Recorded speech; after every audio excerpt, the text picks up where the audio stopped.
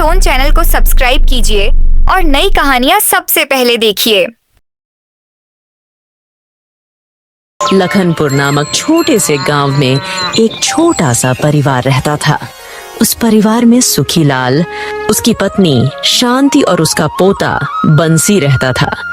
बंसी के माता पिता का देहांत बहुत पहले ही हो चुका था, इसीलिए बंसी को उसके दादा दादी ने पोषकर बड़ा किया था। अब सुखीलाल की उम्र ज्यादा हो चुकी थी, मगर सुखीलाल अब भी काम करने में सक्षम था। वह बहुत ही मेहनती था।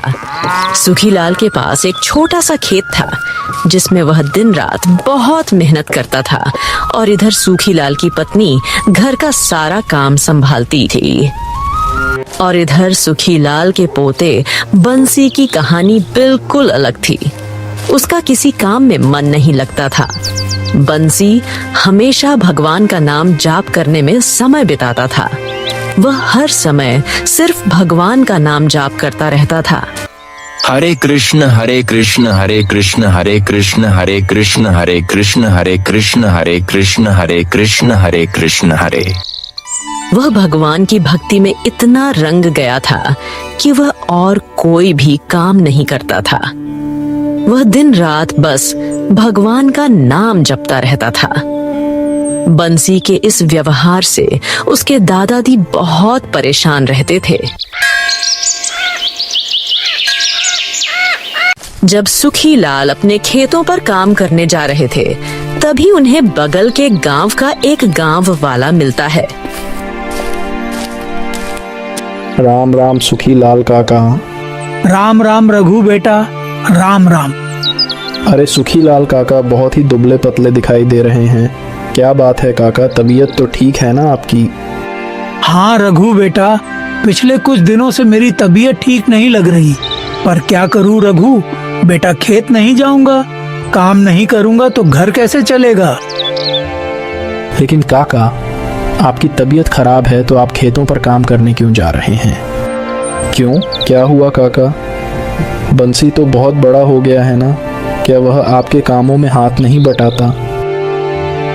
काका, आप अपनी जगह उसे क्यों नहीं भेजते खेतों पर काम करने के लिए?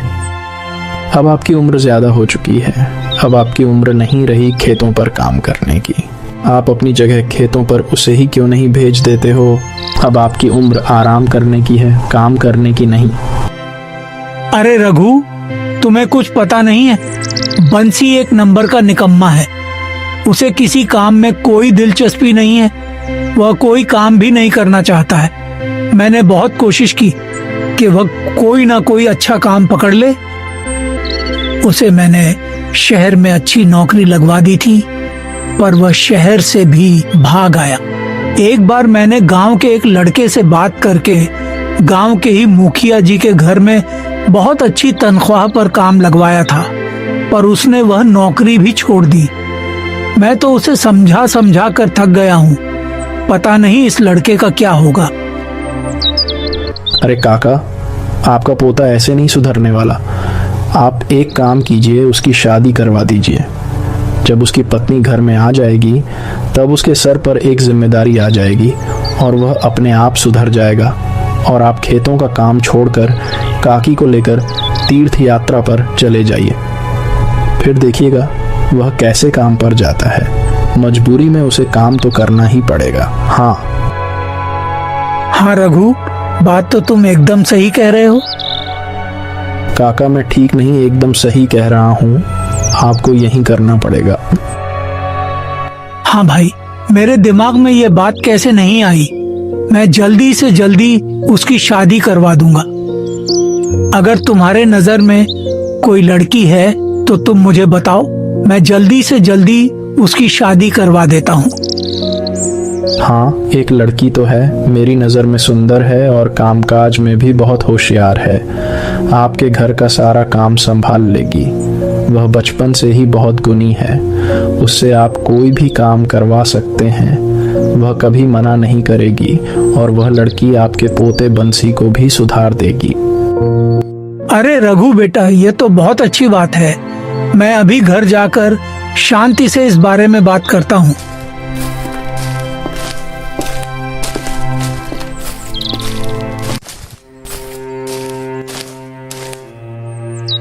अरे ओ भाग्यवान, सुनती हो, जरा मेरे लिए एक गिलास पानी तो लाना।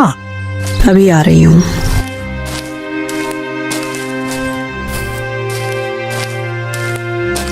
अरे जानती हो, जब मैं खेत पर काम करने जा रहा था तब मुझे पास के गांव वाला रघु मिला। वह हमारे बंसी के लिए एक लड़की के बारे में बात कर रहा था। उसने बताया कि उसकी नजर में एक लड़की है जो बहुत ही गुणी और सुशील है और देखने में भी सुंदर है। हाँ जी, आप ठीक कह रहे हैं। मैं भी यही सोच रही थी। हम दोनों तो इतने दिनों से कोशिश करके थक चुके हैं, फिर भी यह लड़का सुधरने का नाम तक नहीं लेता। शायद बंसी शादी के बाद सुधर जाए। मैं भी यही सोच रहा हूँ कि यह अब नहीं सुधरेगा तो आखिर कब सुधरेगा। कमाएगा नहीं तो खाएगा क्या, और अपनी पत्नी को क्या खिलाएगा, और आने वाले समय में उनके बच्चे हो गए तो वह क्या खाएंगे। मजबूरी में उसे काम तो करना ही पड़ेगा। बंसी के दादा दादी उसकी शादी एक सुंदर और सुशील लड़की से करवा देते हैं। घर में बहू आ जाती है।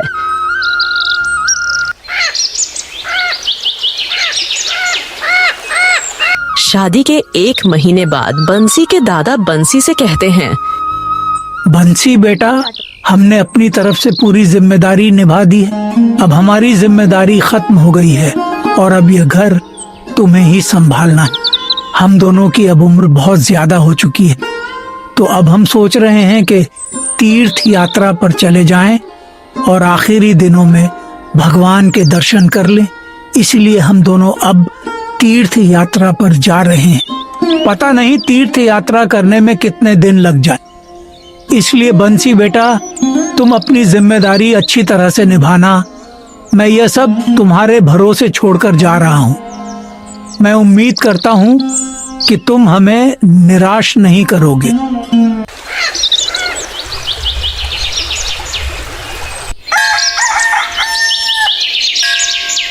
अगले दिन दोनों तीर्थ यात्रा पर चले जाते हैं। ऐसे ही कुछ दिन बीत जाते हैं, मगर बंसी की आदत में कोई सुधार नहीं होता। बंसी पहले की तरह ही अपनी भक्ति में लगा रहता है। बंसी को भक्ति में डूबा देख उसकी पत्नी सोचती है, मैं कितनी भाग्यशाली हूँ। मुझे इतने अच्छे पति मिले हैं जो हमेशा भगवान की भक्ति में लीन रहते हैं। इनको किसी बात की कोई चिंता नहीं, बस प्रभु की भक्ति में लगे रहते हैं। सच में मैं बहुत भाग्यशाली हूँ। शुरुआत में सब कुछ अच्छा चल रहा था और ऐसे ही कुछ दिन बीत जाते हैं। शादी के इतने दिन बीतने के बाद भी बंसी की आदतों में कोई सुधार नहीं होता। बंसी जैसा था वैसा ही रहता है। ऐसे ही दिन बीतते चले जाते हैं और घर का सारा राशन खत्म हो जाता है। तब सुनैना बंसी से कहती है, सुनिए जी, आपको पता भी है क्या घर का सारा राशन खत्म हो चुका है। आप कहीं जाकर कोई काम क्यों नहीं ढूंढते? जब देखो तब आप घर पर ही रहते हो, दिन रात प्रभु की भक्ति करते रहते हो और घर की जैसे तो कोई चिंता ही नहीं है। मैं मानती हूँ कि प्रभु की भक्ति करना अच्छी बात है, मगर इंसान को अपना कर्म भी करना होता है। अगर आप कोई काम नहीं करेंगे तो हम तो भूखे मर जाएंगे। इसलिए आपको कोई काम ढूंढना चाहिए। आपकी भक्ति करने से हमारा पेट नहीं भरेगा। अच्छा ठीक है, मैं कुछ करता हूँ। इतना कहकर बंसी घर से बाहर चला जाता है और अपने खेत पर जाकर बैठ जाता है और सोचने लगता है, मुझे लगता है सुनैना ठीक ही कह रही है। मुझे कोई ना कोई काम तो ढूंढना ही पड़ेगा। ऐसे काम नहीं चलने वाला। पर मैं कोई काम कैसे करूं? मेरा तो किसी भी काम में मन ही नहीं लगता। दादाजी होते तो वह सारा काम संभाल लेते, और अब तो वे भी नहीं है। मेरे पास इतना पैसा भी नहीं है कि मैं खेत में बीज बो सकूं। मैं एक काम करता हूं, थोड़े पैसे जमींदार साहब से उधार ले लेता हूं। जब पैसे आ जाएंगे तब मैं उन्हें लौटा दूंगा। इतना सोचकर बंसी जमींदार के यहाँ पैसे मांगने चला जाता है।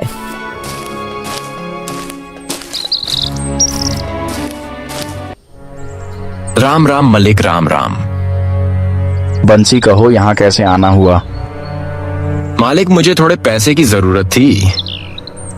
ये बात तो ठीक है बंसी, मगर तुम एक बात जान लो, मैं तुम्हें कर्जा दे दूंगा और इसके बदले में तुम्हारे जमीन के कागज अपने पास रख लूंगा, और जब तक तुम मेरे पैसे नहीं लौटाओगे तब तक तुम्हारे यह जमीन के कागजात मेरे पास ही रहेंगे, और जब तुम पैसे लौटा दोगे तो तुम्हारे जमीन के कागज मैं तुम्हें वापस कर दूंगा।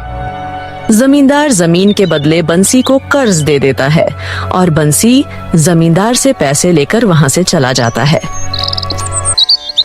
घर आकर बंसी मन ही मन सोचता है, हे बांके बिहारी, खेत के लिए तो कर्ज ले लिया है, अब इसके आगे आप संभाल लेना।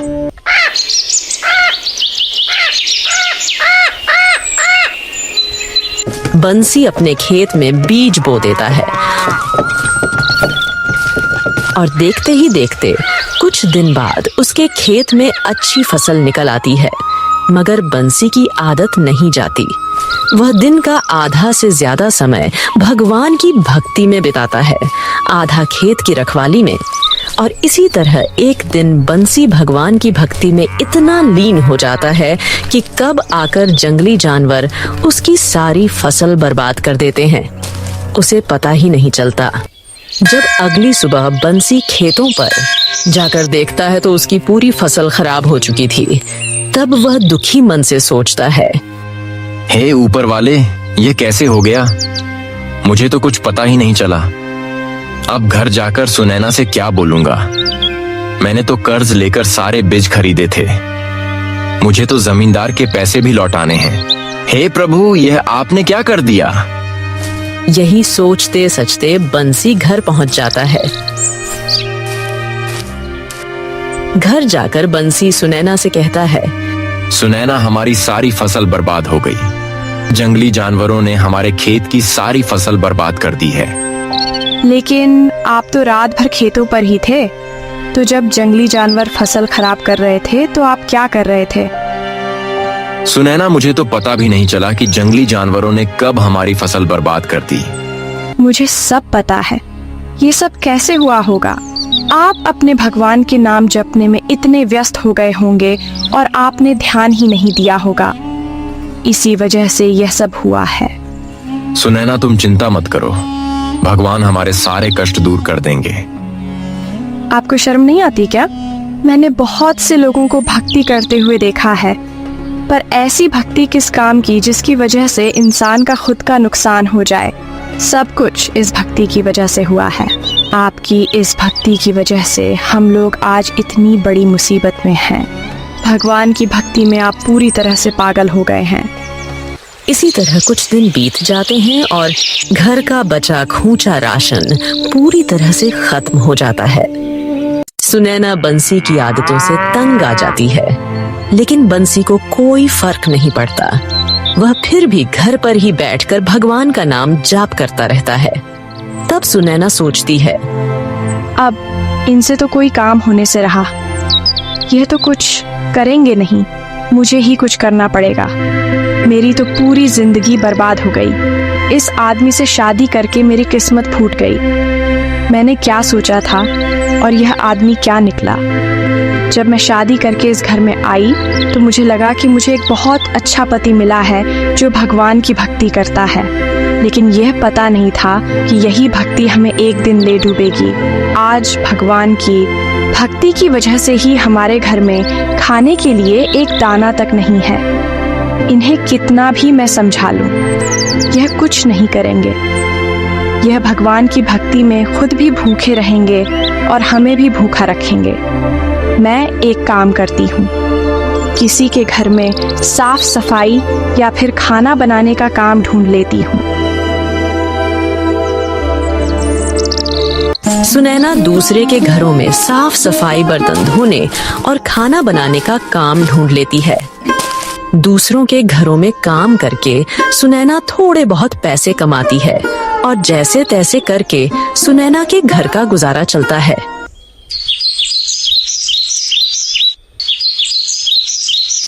एक दिन सुनैना दूसरे के घरों से काम करके घर जा रही थी।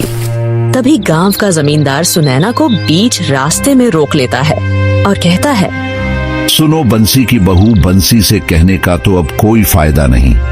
तुम ही बता दो कि मेरा कर्ज कब लौटाओगी। वह तो दिन भर घर में बैठा रहता है और उससे तो कोई उम्मीद करना बहुत बड़ी बेवकूफी है। अगर तुम्हें अपना खेत चाहिए तो तुम जल्दी से जल्दी मेरा कर्ज लौटा दो। जमींदार साहब, मुझे कुछ दिनों की मोहलत दे दीजिए।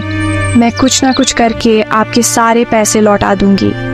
अच्छा, ठीक है सुनैना, मैं तुम्हारी बात पर भरोसा करके तुम्हें कुछ दिनों की मोहलत दे रहा हूँ। नहीं तो मुझे तुम्हारे पति पर बिल्कुल भी भरोसा नहीं है कि वह कुछ काम भी करेगा। इसीलिए तुम थोड़ा जल्दी ही पैसों की व्यवस्था करना। मैं ज्यादा इंतजार नहीं करूंगा।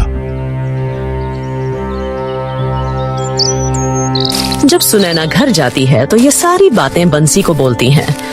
सुनिए जी, जब मैं काम करके घर वापस लौट रही थी तो गांव के जमींदार ने मुझे बीच रास्ते में रोक लिया और मुझसे अपने कर्ज के पैसे मांगने लगा।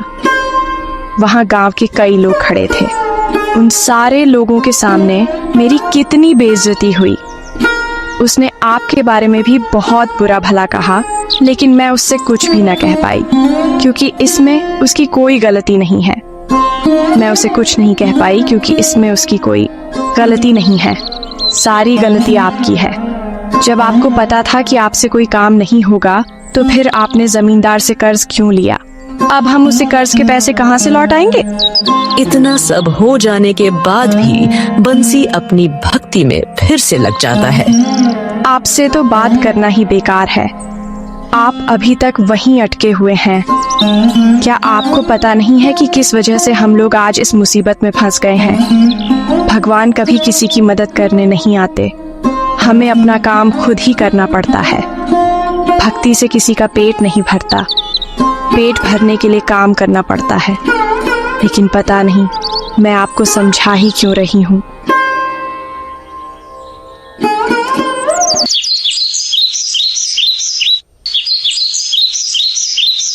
ऐसे ही कुछ दिन बीत जाते हैं और एक दिन जमींदार बंसी के घर आता है और कहता है, बंसी, मैंने तुम्हें कुछ दिनों की मोहलत दी थी और वह दिन पूरे हो चुके हैं। क्या तुम लोगों ने मेरे पैसों का इंतजाम कर लिया? मैं अपने पैसे लेने आया हूँ। मालिक, अभी तो पैसों का इंतजाम नहीं हो पाया है। मुझे कुछ नहीं सुनना। अगर तुमने 5 दिनों के अंदर मेरे पैसे नहीं लौटाए तो मैं तुम्हारे खेत की नीलामी करवा दूंगा।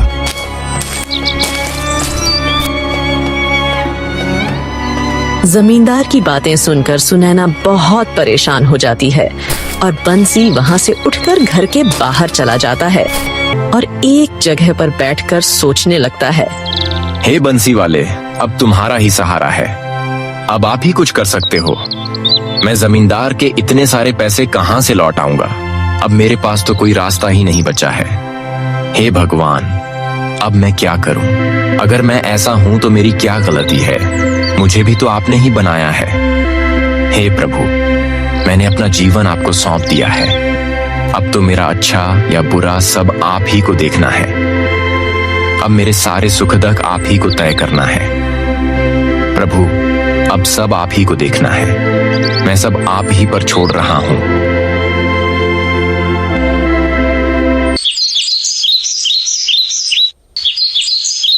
देखते ही देखते 5 दिन बीत जाते हैं और 5 दिन बीतने के बाद जमींदार फिर से बंसी के घर आता है।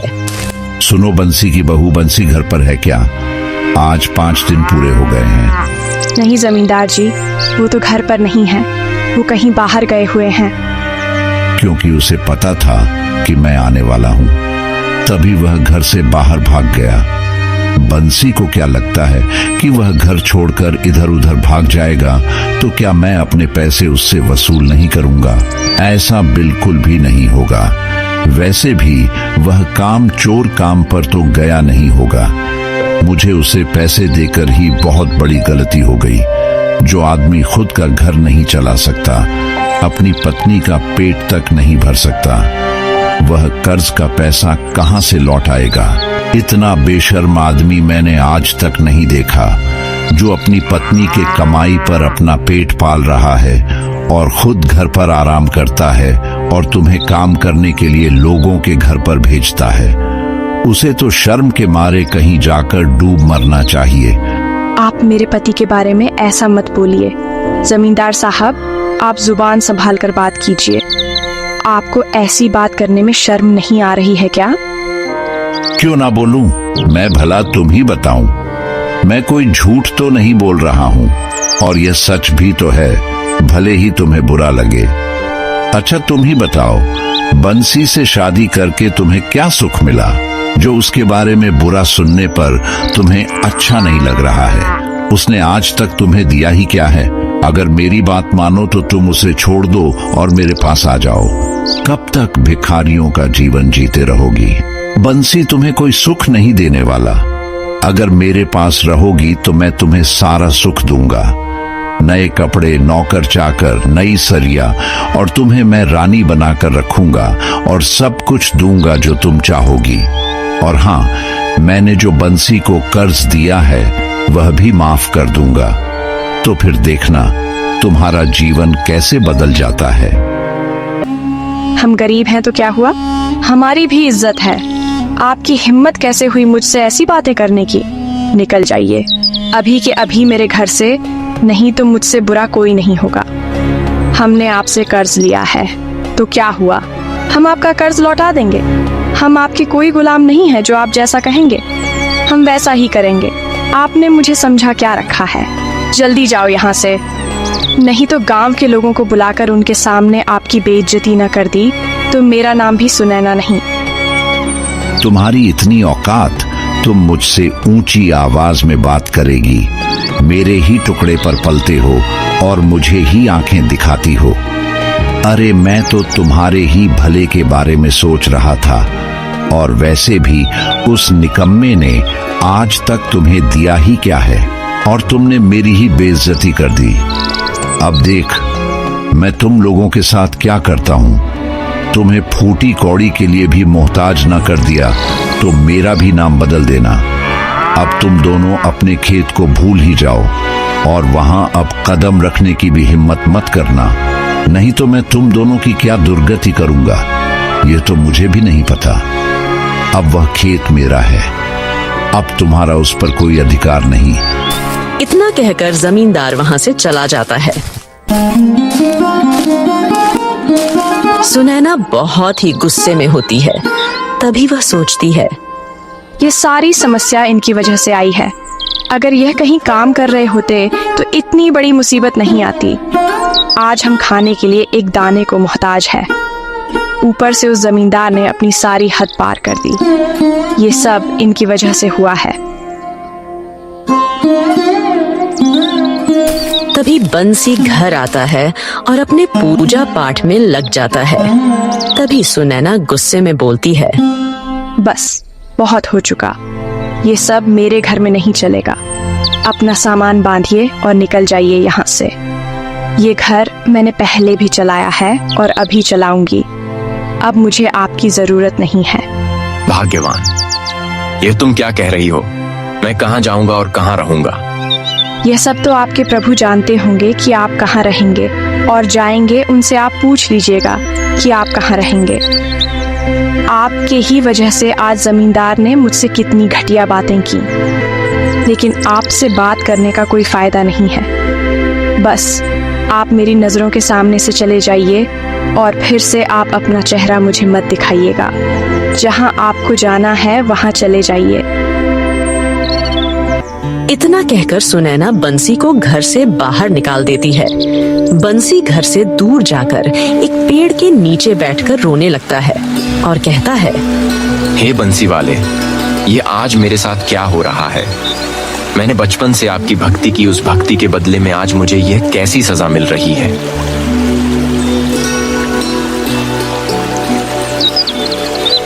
सुनैना घर के बाहर बहुत ही दुखी मन से बैठी होती है। तभी सुनैना के पास एक आदमी आता है जिसके हाथ में एक थैला होता है और उस थैले में बहुत सारा सामान होता है। वह अनजान व्यक्ति सुनैना के पास आकर खड़ा हो जाता है और सुनैना से कहता है, बहन जी, बंसी नाम का आदमी यहीं रहता है क्या? जी हाँ, वह यहीं रहते हैं। वे मेरे पति हैं। आप कौन हैं और आपको उनसे क्या काम है? क्या उन्होंने आपसे भी पैसे लिए थे? अरे नहीं नहीं बहन जी, दरअसल आपके पति बहुत सालों से हमारे यहाँ नौकरी पर हैं, लेकिन आज तक उन्होंने कभी भी अपनी पगार नहीं ली। इसलिए मेरे मालिक ने मुझे यहाँ उनकी पगार देने के लिए भेजा है। इतना कहकर वह अनजान व्यक्ति रुपयों की थैली सुनैना को दे देता है और वहाँ से चला जाता है। उस व्यक्ति के चले जाने के बाद सुनैना उस थैले को खोल कर देखती है। सुनैना जब उस थैले को खोलती है तो उसकी आंखें खुली की खुली रह जाती हैं। उस थैली में बहुत सारे सोने के सिक्के, हीरे, जवाहरात, रुपया पैसा था। इतना सारा धन देखकर सुनैना सोच में पड़ जाती है। हे भगवान, इतना सारा धन यह मैं क्या देख रही हूँ? मुझे तो कुछ समझ में नहीं आ रहा। मुझे तो ये सब कोई सपने जैसा लग रहा है। मुझे तो अपनी आंखों पर भरोसा ही नहीं हो रहा। ये कैसा चमत्कार है, और इन्होंने तो कभी मुझे नहीं बताया कि इतने सालों से ये किसी के यहाँ काम कर रहे थे। ये बात इन्होंने मुझसे राज रखा और मुझे बताया भी नहीं। ये मुझसे छुपाकर रोज कहीं काम करने चले जाते थे। इनके मालिक तो बहुत ही ज्यादा अमीर होंगे, तभी तो उन्होंने तनख्वाह में इतना सारा धन दिया है। हे भगवान, मुझे माफ कर देना। इनके बारे में जाने मैं क्या क्या सोच रही थी, और गुस्से में आकर इन्हें मैंने कितना खरी खोटी सुना दिया। मुझे जल्दी से इन्हें ढूंढना होगा और उनसे माफी मांगनी होगी। पता नहीं वे कहाँ चले गए होंगे।